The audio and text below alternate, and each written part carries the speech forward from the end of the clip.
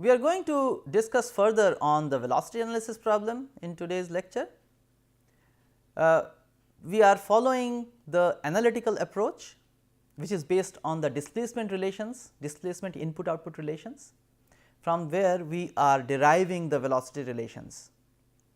So, this analytical approach we are now going to look at, we are going to apply to another kinematic chain, which is the 3R1P chain of type 1. So, to give you the overview of what we are going to discuss in this lecture, going to take the analytical approach for velocity analysis with the example of the 3R1P chain of type 1. So, we have already defined this velocity analysis problem, which is to determine the input output velocity relations.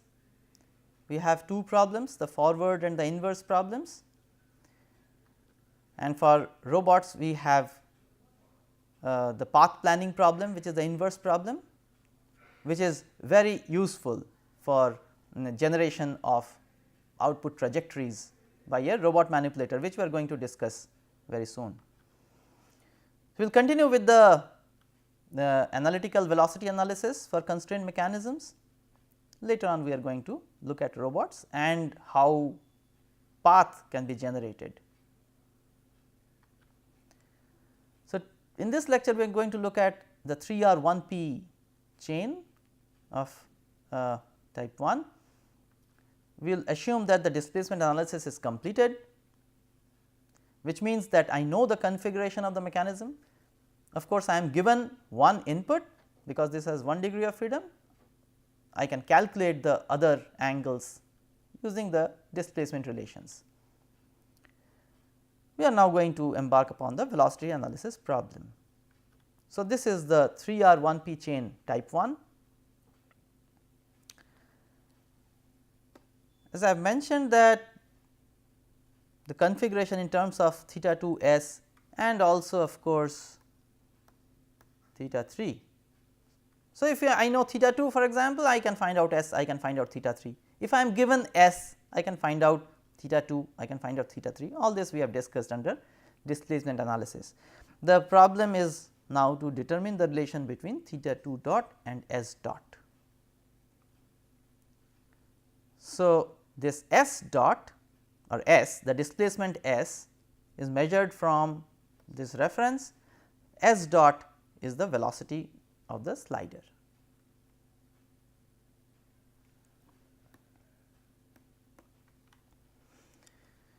So, as in the displacement analysis problem, we begin with the coordinates of point P, what we have here.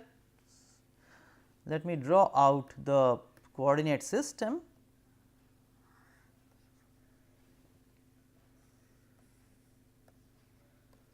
So, this is our coordinate system. Just to recapitulate that we have this coordinate system with the origin at this hinge. So, in this coordinate system I am expressing the coordinates of point P and coordinates of point Q. Using these coordinates I have expressed the length of link 3, which we have done before. We have done all these simplifications and we have seen that this leads us to this kind of an expression relating s and theta 2.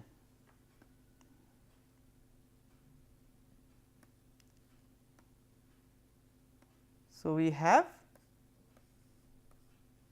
the relation between s and theta 2. Theta 2 is in these two expressions of a and b. We have theta 2.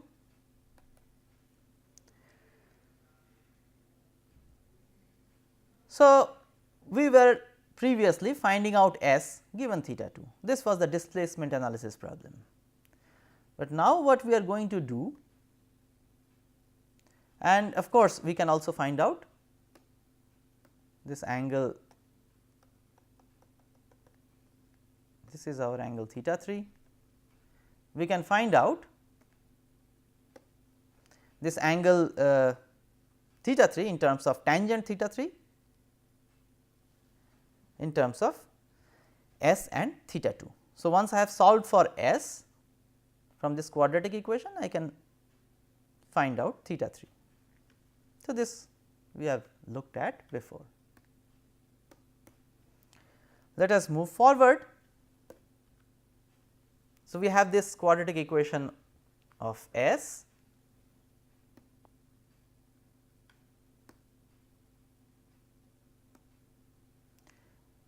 in terms of A and B, which are functions of theta 2.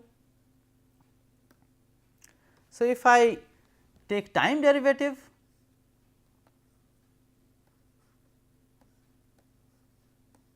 of this expression, what do I have?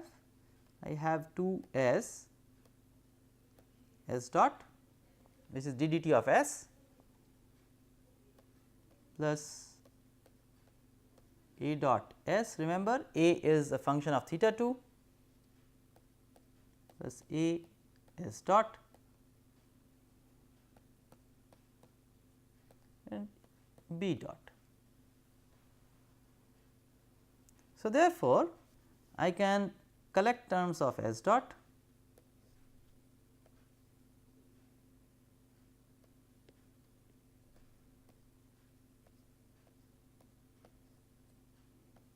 and take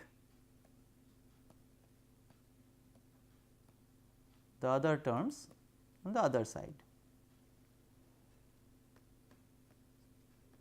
So, therefore, I have this expression of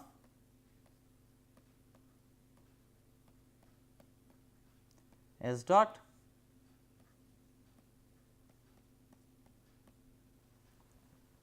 I have this expression of s dot in terms of the time derivatives of A, B and the expression of A. So, on the right hand side I have s theta 2 and derivatives. So, let me write this out formally. So, this is what we have just now derived.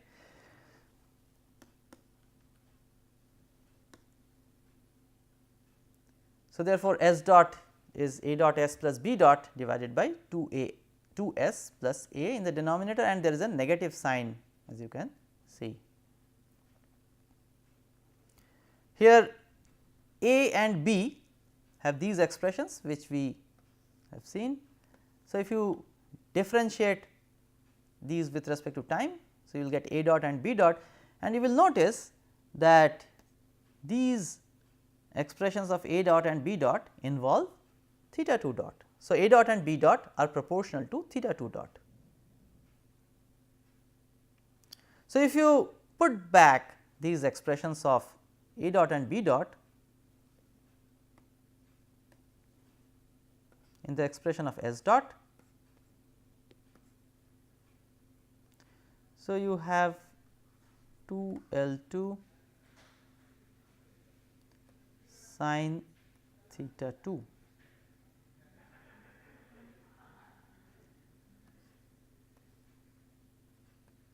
s. We have theta 2 dot. I want to pull out theta 2 dot. So, I will write it later, minus 2 L 2 cosine theta 2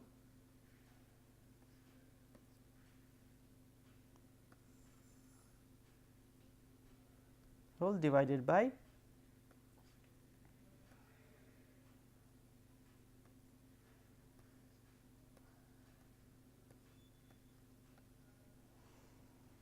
and this whole thing is multiplied by theta 2 dot.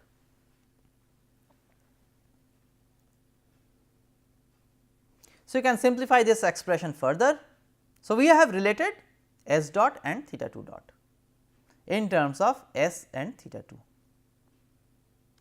This is our final relation. You can of course simplify this, which we are going to do now. So, let me write this out formally. So, here I have the after simplification you will obtain this relation between S dot and theta 2 dot. Again you see that the velocity relations are linear.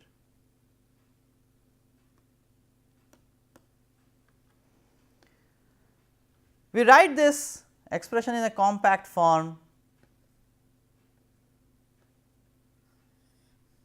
as I have written on the right. S dot is j times theta 2 dot, where j is the scalar Jacobian and the expression of Jacobian you have is there here. So, this is the Jacobian. Now, if you invert this relation, that means express theta 2 dot in terms of S dot, we have the inverse Jacobian. So, these Jacobian and inverse Jacobian are in terms of theta 2 S and the link parameters.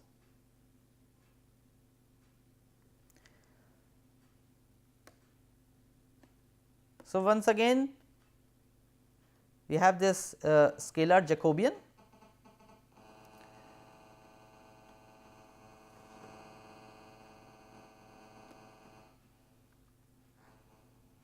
which we had also derived using the method of ICs. If you recall that we had these expressions using the method of ICs. Now, if you compare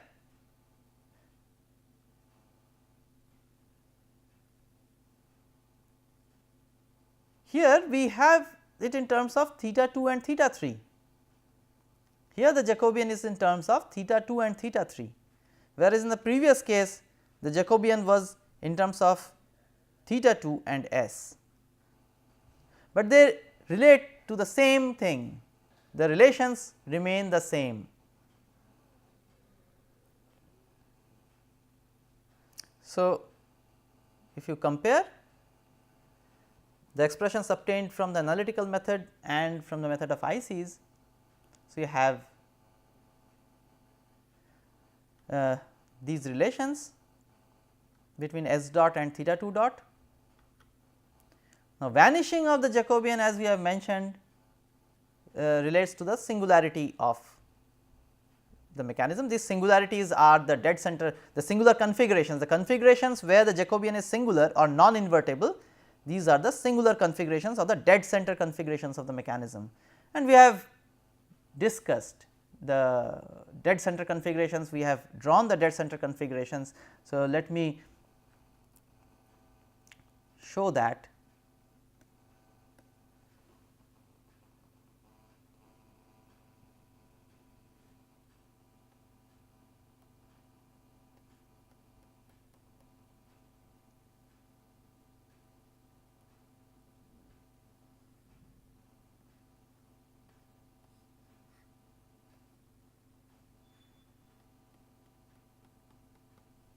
So, this is one dead center configuration of the mechanism, where you have this is theta 2, this is theta 3. So, where you have theta 2 equal to theta 3.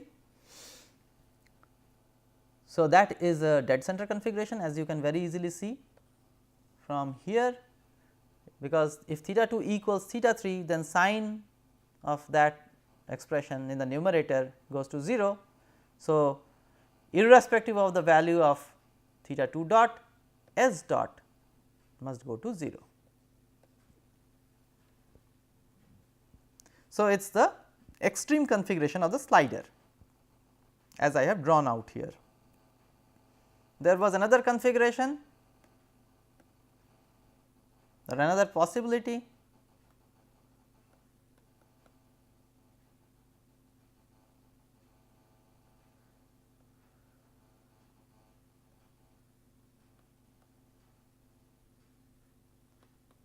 This was the other dead center configuration.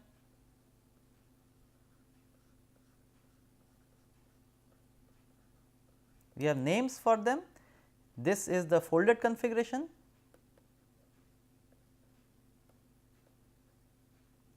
and this is the open configuration. So, here also the Jacobian vanishes. So, let us see why. So, this angle is theta 2 and the angle theta 3 is this. You can very easily see that theta 2 is theta 3 plus 180 degree.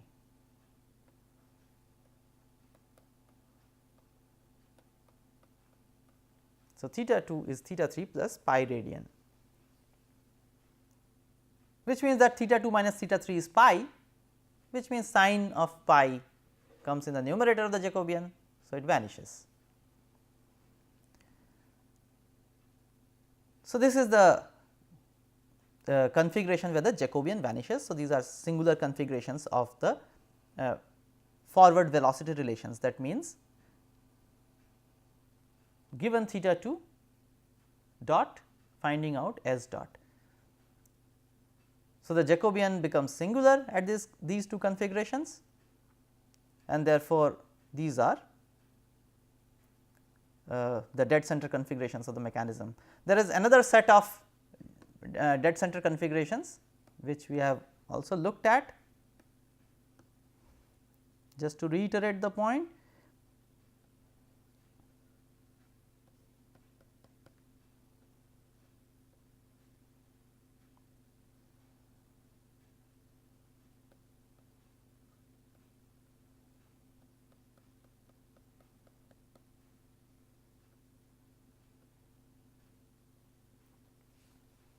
so here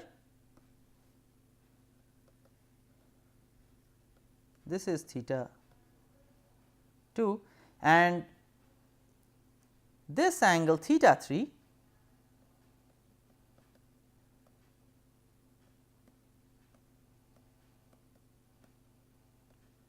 is 90 degree.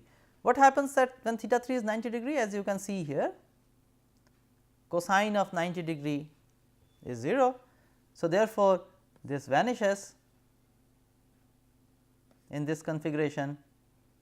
Therefore, irrespective of value of S dot, which is the slider velocity, irrespective of the value of S dot,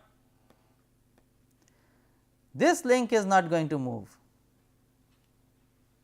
Theta 2 dot is 0. Theta 2 dot becomes 0, which means this link is fixed at this configuration. So, whenever this velocity goes to 0, what happens is it changes or reverses direction. The link will reverse direction. So, when it reverses direction, it comes to a stop and then reverses.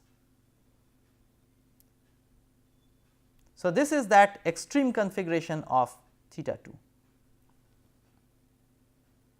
And the same thing will happen in another kind of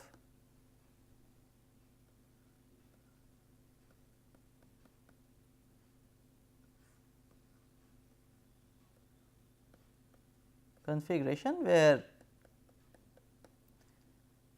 this theta 2 or theta 3 is minus 90 degree. This is minus 90 degree, theta 3 is minus 90 degree. So, then also this Jacobian inverse vanishes. Once again, this is a dead center configuration, the link 2 gets locked. That means, it comes to a momentary stop, you cannot have any velocity of link 2 at this configuration. So, these are the dead center configurations of the 3R 1P chain of type 1.